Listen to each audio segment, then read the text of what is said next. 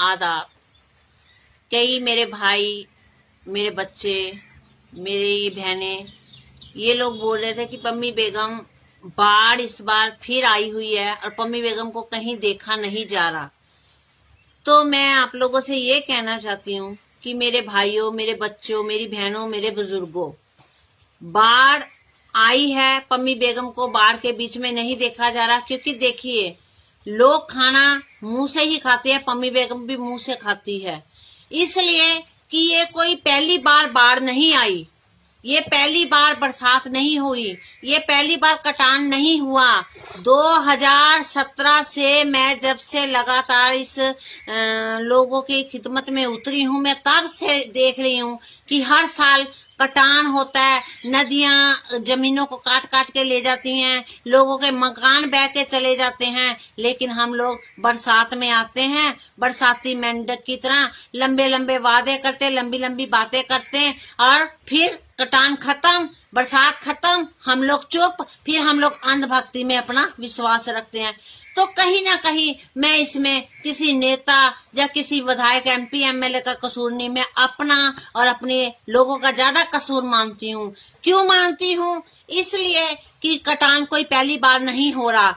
आप देख लीजिए, मेरा दिगल बैंक बाढ़ पीड़ित इलाका है, जिसमें लगातार हजारों के हिसाब से खेत कट कट के जा रहा है। और क्या होता है, जो पिछले साल हम लोगों ने देखा था, पिछले साल हम लोग कटानों में जाके देखा था, जो जमीनें वहां रुकी थी, अगर उस जगह पे सुखारी होने के बाद उस बांधों को बांध दिया जाता तो आज वो गांव बर्बाद नहीं होते, आज वो घर बर्बाद नहीं होते। लोग कह रहे हैं, आज देखिए विपक्ष का लोग तो एक दूसरे का रोल तो अदा कर रहे हैं, क्योंकि पहले यहाँ पे JDO के और कांग्रेस के, RJD के जिसके भी विधायक थे, तो उस टाइम कटान स्टार्ट था। उस टाइम उसके बाद MIM के विधायक आए हैं हमारे, तो MIM के विधायकों को जीते हुए अभी 9 महीना हुआ है, जिसके बावजूद लॉकडाउन भी लगा हुआ है। लॉकडाउन के बीच में वो अपना पटना में सदन को भी किया और लगातार पब्लिक के बीच में अपना टाइम भी दे रहे हैं। और जहां तक जितना हो रहा है, बारिश में कभी कटान रोका नहीं जा सकता, क्योंकि सुखारी में ही ये काम होता है। और मैं आप लोगों को बोलना चाहती हूँ, अगर कटान सुखारी होने के बाद इस काम को नहीं अगले साल फिर इस कटान को मतलब कि बढ़ेगा, तो इसका सरासर मैं दोष MIM के विधायकों को ही दूंगी, जहाँ पे जीते हुए हैं। तो वो तो बाहर की बात होगी, मैं दूसरे विधानसभा की बातें क्यों करूं? मेरा अपना घर लुटा हुआ है, मैं दूसरे के घर की बात क्या करूं? मेरा अपना ठाकुरगंज हर जगह से कटान का सामना कर रहा है और कटान के द्वार पे है, और ऊपर से विधायक जी को फोन लगाया जाता है। कल वो वीडियो सुनने के बाद बहुत अफसोस लगा कि विधायक जी कहते कि चंदा, हमें चंदा नहीं चाहिए विधायक जी, हम अपना हक मांगते हैं, हमारा हक हमारा छीन के लाइए आप। मैं मानती हूँ आप भी अभी विधायक बने, 8-9 महीना हुआ आपको, लेकिन इसके लिए आगे की जिम्मेवारी लीजिए। आपको सुखारी में इस काम को कैसे आगे बढ़ाना है। कोई भी यहाँ का आदमी ये नहीं कहता कि मेरे घर में राशन डाल के जाओ, लेकिन ये कहता कि मेरे दुख मुसीबत में जो मेरा काम है उस काम का अंजाम दिया जाए। आज कटानों की, आज हर तरीके की समस्या का, परेशानियों का सामना आम लोग कर रहे हैं।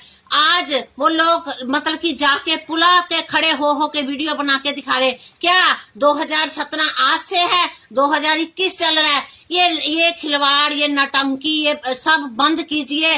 और जब सुखारी का टाइम आए, मैं तब मानूं कि सब लोग एकजुट होके रोडों पे आए, विधायक के घर के पास घेरेंगे, MP साहब का घर घेरेंगे, जहाँ के विधायक वहां का घेरेंगे कि हमारा इस साल ये काम होना चाहिए, सुखारी में काम होगा और सुखारी में काम होना चाहिए। और ये कटानों के ऊपर कैसे रोक लगेगी, कौन से फंड से लाओगे, किसका दरवाजा खटकाओगे, किसके दरवाजे से छीन के लाओगे, ये विधायक और MP साहब लाएंगे और ये काम होगा। ये नहीं, अब बरसात आई है और बरसात में इसीलिए मेरा मन दुख गया है, मेरा इस चीजों से विश्वास उठ गया कि बरसात आती है और बरसात में हम लोग जा जाके खड़े हो जाते हैं और फोटोआं करवा लेते हैं और कटान, लेकिन हमारी सुनवाई नहीं होती और हम लोग फिर बोल बाल के रह जाते हैं। ये काम विधानसभा में होने वाले, ये काम लोकसभा में होने वाले हैं। इस चीजों के लिए हम लोगों को आवाज उठानी होगी।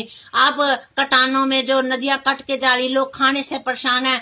और यहाँ के प्रशासन ने, ठीक है, जो विधायक अभी जीत के आए हैं वो लोग मतलब कि ये तो नहीं कर सकते कि अभी एकदम कटान को नहीं रोक सकते, लेकिन वो इतना तो कर सकते हैं कि जब पता है कि ये गांव नदी के बगल में है, ये कटान के चपेट में आ सकता है, कितने लोगों का खाने का इंतजाम किया है, कितने लोगों के लिए रहने का इंतजाम किया है। ये विधायकों का काम है, ये MP का काम है। प्रशासन को कितना हाईलाइट किया हुआ है, कितने स्कूलों में इंतजाम है कि उन लोगों को रखा जाए और खाने का इंतजाम उन लोगों का किया जाए। लोग खाने से परेशान है, लोग फोन करते हैं, फोन सुने नहीं जा रहे, दर्द महसूस होता है। मैं पम्मी बेगम इसमें क्या करे, आम पब्लिक क्या करे, ये उन लोगों की जिम्मेवारी है। सरकार कहती है कि खाने की जिम्मेवारी मेरी है, कोई किसी तरीके से परेशान नहीं होना चाहिए। आज लोगों के घर में चूल्हा नहीं जल रहा, अभी तो बरसात शुरू हुई है, अभी तो बरसात ने दस्तक दिया है और अभी से लोग परेशान हैं। इसकी जिम्मेवारी कौन उठाएगा?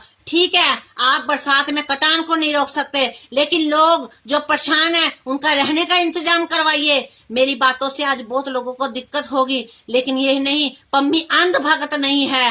अंधभक्तों जैसे नहीं करेगी, जो सही बात है वो सही बात को बोलने की क्षमता रखेगी।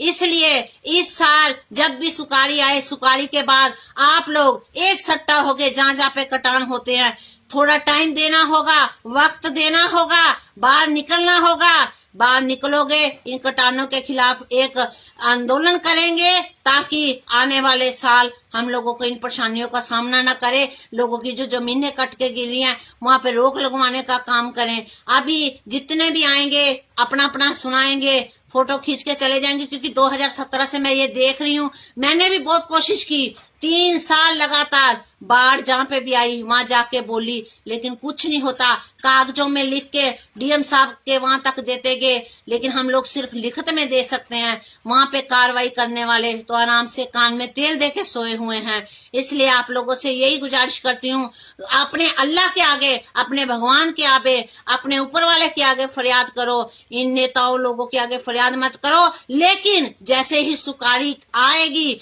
ये बरसात खत्म होगी, आपको भी वक्त देना होगा। अगर आप सोच रहे हो अब आप खाना बिना खाए तो नहीं, मतलब कि पहले खेत में दाने को उगाते हो, फिर साफ करते, फिर उसको घर लाते हो, उसके बाद पकाते हो, तब खाते हो, उसमें भी वक्त लगता है। और हर काम में एक वक्त, लेकिन वक्त ऐसा दे दो। आप सीखो हरियाणा पंजाब के लोगों से, जो 8-8 महीने से लगातार बैठे हुए हैं और जंग को लड़ रहे हैं और लड़ेंगे भी, जीतेंगे भी। अरे सीखो। आप लोग जो सोशल मीडिया नहीं जो चलाते हैं वो तो देखते हैं, जो नहीं चलाते वो भी देखो, वहाँ सुनो। वहाँ के MP MLO का बस्तियों में घुसना मना, गांव में घुसना बंद कर दिया उन लोगों ने। वो लोग अंधभक्त नहीं है, वो देख रहे हैं कि हमारे साथ आज धोखा हो रहा है। लेकिन मैं देखा है हमारे सीमांचल में, मेरे किशनगंज में खास करके अंधभक्तों की कमी नहीं है। अंधभक्त है, बस उसकी उंगल करनी उस। अरे जितना उंगल तुम लोग हम लोगों को एक दूसरे के MIM वाले RJD JDO BJP के पीछे करते हो, उतनी उंगल अगर आप लोग एक आवाज उठा के लोगों के लिए आवाज उठाओ तो उसमें ज्यादा आपको ताकत मिलेगी, उसमें ज्यादा आपका विश्वास लोग करेंगे कि नहीं ये सही माने में आवाज उठाते हैं। लेकिन यहाँ तो अंधभक्ति की हद हो चुकी है, अंधभक्ति की कमी नहीं रही। पता नहीं क्या मिलता है इन लोगों को, एक दूसरे की तारीफ और एक दूसरे की बदतमीजियां करके। मैं कहती हूँ गरीबों की, जिनकी फसलें, जिनकी जमीनें कट के गिर रही हैं, जिनके बांस जा रहे हैं, जिनके घर में 3-3 दिन से खाना नहीं है, उन लोगों का दर्द कभी बयान कर रहे हो नहीं। फलाना साहब फलाना काम कर रहा है, फलाना साहब फलाना। अरे फलाना साहब तो बन गए, अब वो लोग क्या कर रहे हैं, जो हार गए वो क्या कर रहे हैं, हमें उनसे मतलब नहीं। यहाँ पब्लिक की आवाज उठाओ। और इस बार अगर सही माने आप सीमांचल के लोग हो, सही माने आपको लोगों का दर्द है, तो सुकारी आने पे सब लोग घरों से निकलो और एक सट्टा होके एक आवाज को उठाओ। अब ना तो बरसात में खड़खड़ी पुल बनेगा और ना कोई पुल बनेगा। ये टंकियों को बंद करो और सब लोग सुकारी आने पे एक सट्टा होके आवाज उठाओ। अब जो आपकी जिम्मेवारियां की बस्तियों में किसको क्या तकलीफें हैं, उन तकलीफों की सोशल मीडिया में आवाज उठाओ, ताकि ये आवाज उठाने से किसी गरीब का भला हो। अभी बरसात में लोग, और मैं माफी चाहती हूँ कि लोगों से जो कह रहे हैं कि पम्मी बेगम, मेरा दिल दुख चुका है यहाँ की राजनीति देख के। यहाँ की सबसे घटिया राजनीति है, लोगों का दर्द नहीं है। बोलते हुए कोई गलती होगी हो तो माफी चाहती हूँ। अस्सलाम वालेकुम।